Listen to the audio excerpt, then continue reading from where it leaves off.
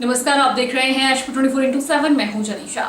उद्योग मंत्री हर्षवर्धन चौहान मंडी जिला के दौरे पर हैं। आज उन्होंने धर्मपुर विधानसभा क्षेत्र के वर्षा और बाढ़ प्रभावित क्षेत्रों का दौरा किया। राहत शिविरों में रह रहे लोगों से मिले और उनका दुख दर्द भी साझा किया। मंत्री ने कहा कि संकट की इस घड़ी में प्रदेश सरकार लोगों के साथ खड़ी है। फिर पटरी पर जिंदगी लौटे, इसके लिए कार्य युद्ध स्तर पर जारी है। उद्योग, संसदीय मामले एवं आयुष मंत्री हर्षवर्धन चौहान ने धर्मपुर विधानसभा क्षेत्र के वर्षा और बाढ़ प्रभावित क्षेत्र बरोटी, बारल, डिडणू का दौरा कर नुकसान का जायजा लिया और राहत व पुनर्वास कार्यों को लेकर समीक्षा की। मंत्री ने ग्राम पंचायत बनाल के गांव खड़ेला रियूर के ज्ञानचंद के घर को बाढ़ और भारी वर्षा से हुए नुकसान का जायजा लिया और पीड़ितों से दुख दर्द साझा किया। उन्हें राहत प्रदान करने का आश्वासन भी दिया।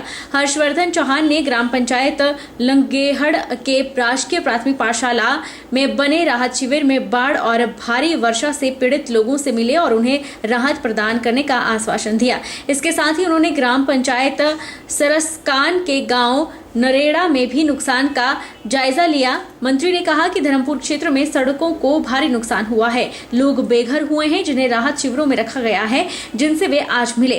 रिस्टोरेशन के कार्य को लेकर संबंधित विभागों के अधिकारियों को उचित दिशा निर्देश दे दिए गए हैं ताकि लोगों को राहत मिल सके।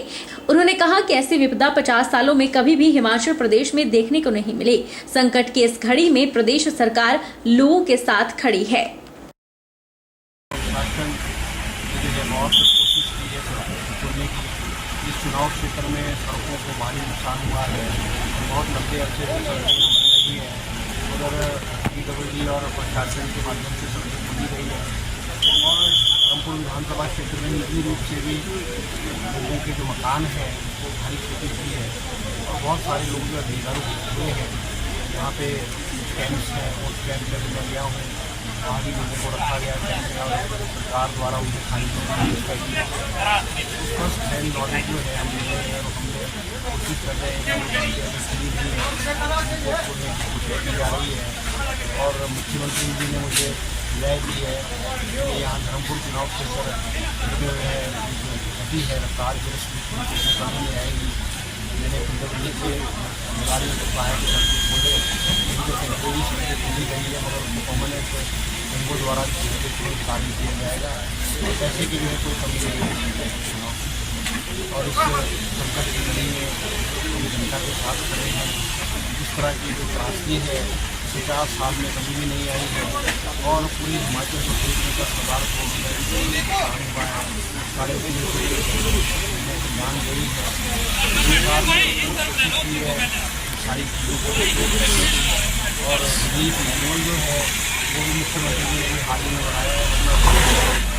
बहुत कम हुआ करता था तो हम कोशिश कर रहे हैं कि मैंने भी 2-3 जगह और विजिट करनी है और प्रशासन के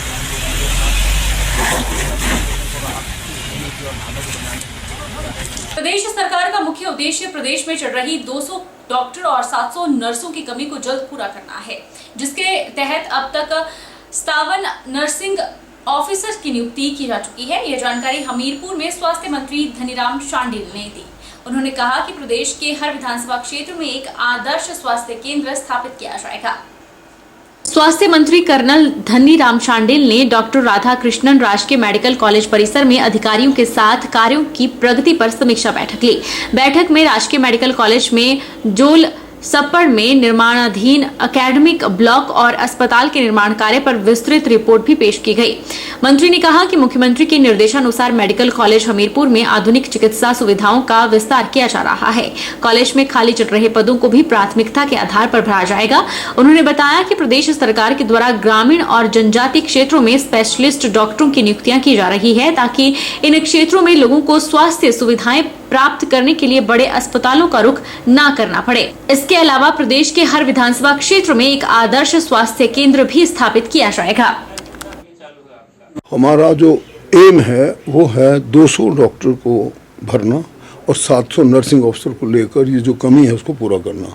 इसमें सिर्फ अभी तक 97 हमारी नर्सिंग ऑफिसर्स प्लेस हो चुके हैं और दूसरी प्रक्रिया ये लगातार प्रक्रिया है, तत्पर प्रक्रिया और ये होगी लगभग अगले 1 वर्ष में पूरी भी हो जाएगी।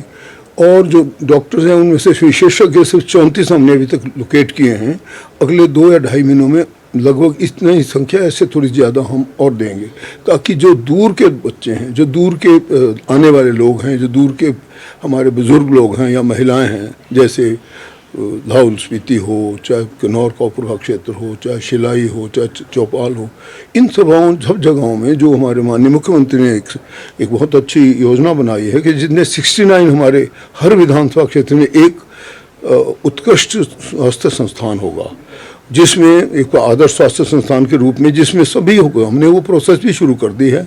2-3 विशेषज्ञ देकर धीरे धीरे हम लगभग वहाँ पे मेडिकल स्पेशलिस्ट भी होगा, वहाँ पे सर्जन भी होगा, वहाँ पे आई स्पेशलिस्ट भी होगा, वहाँ पे दूसरे जो होते स्किन या जो जैसे गायनेकोलॉजिस्ट, इस प्रकार की सुविधाएं, और जो हमारे बहुत अच्छे इंफ्रास्ट्रक्चर बने हैं।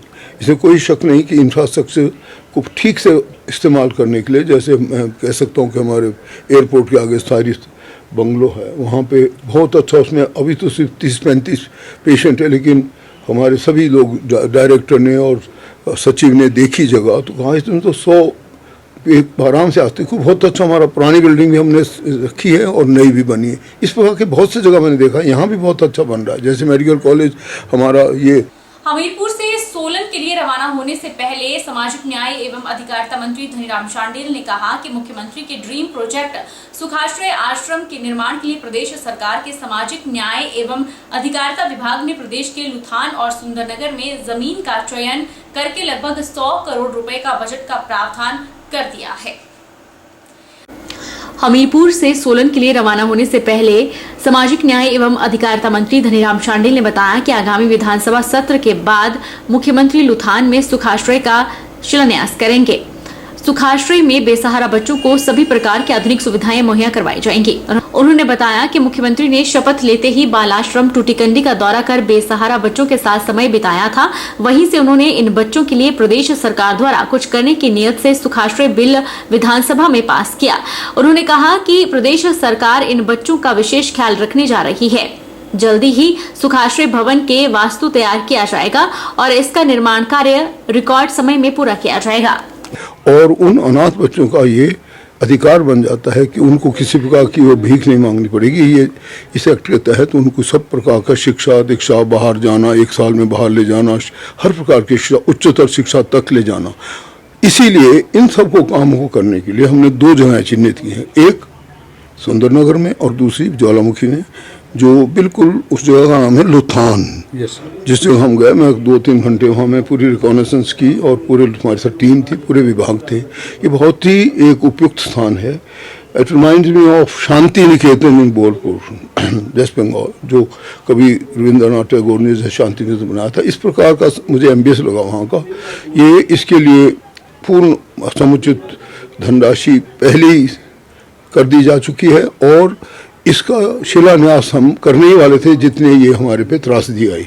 तो अब शीघ्र ही जैसे हम थोड़े सेटल डाउन होते हैं, जब ये हाउस खत्म होता है हमारा, उसके बाद ये सबसे पहले हमारा काम वहाँ पे इसको शिलान्यास करना होगा और ये रिकॉर्ड टाइम में बनेगा। और ये मैं समझता हूँ कि क्वालिटी वाइज भी और एक प्रकार से जैसे हम बोलते हैं ना भाई कि सॉर्ट ऑफ जो उत्कृष्ट तरीके का इसका मतलब चयन हो, उसके अच्छे प्रकार के जो इसके वास्तु के हिसाब से इसके लोग हों और ये बहुत ही अच्छा एक उच्च संस्थान बनेगा जो अपने में एक मैं समझता उदाहरण होगा। ऑलमोस्ट 100 करोड़ के पास की लागत का ये संस्थान बनेगा और इसमें बहुत अच्छी रूपरेखा है जो कि शीघ्र ही आप देखेंगे जब हम इसके वास्तुकार और जो प्लानर कर रहे हैं, जब इसको हम पब्लिक करेंगे तो ये सब चीज़ें भी आपके सामने आएंगी। ये हमारे एक प्रकार से उन सब बच्चों को इस प्रकार का एक स्थान देने का इसका एम है। मेरी माटी मेरा देश अभियान के तहत प्रदेश भाजपा का प्रथम कार्यक्रम शिमला ग्रामीण में आयोजित हुआ। इस दौरान भाजपा प्रदेश अध्यक्ष राजीव बिंदल ने शपथ भी दिलाई।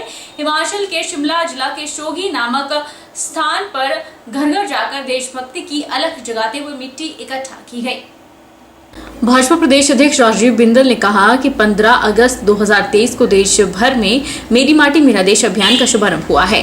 देश के अमृतकाल में माटी का वंदन अभियान सार्थक एवं नितांत आवश्यक प्रतीत होता है। भारत वो देश है जहां बलिदानियों की पूजा हुई है, जहां इस धरती माता के लिए मर मिटने वालों के सदा सदा मेले लगते हैं और इस धरती का उपभोग करने वालों को भारत का समाज कभी श्रद्धा की दृष्टि से नहीं देखता।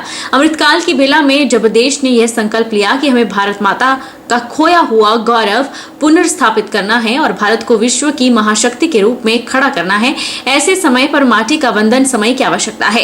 उन्होंने कहा कि भारत माता के आंचल की एक चुटकी मिट्टी लेने के साथ साथ विकसित भारत का संकल्प, गुलामी की मानसिकता से मुक्ति, हमारी विरासत पर गर्व, एकता और एकजुटता, नागरिकों का कर्तव्य, ये 5 प्रण देश को नई दिशा देंगे। इस अभियान के दौरान सभी गांवों में आजादी के सेनानायकों, सीमाओं पर देश की रक्षा करने वाले देशभक्त बलिदानियों के शिला फलकम लगाए जा रहे हैं। इस प्रकार स्वतंत्रता सेनानियों, सेना के वीर जवानों की शहादत को प्रणाम करते हुए देशभक्ति का भाव जन जन में जागृत करने का महायज्ञ देश भर में चल रहा है।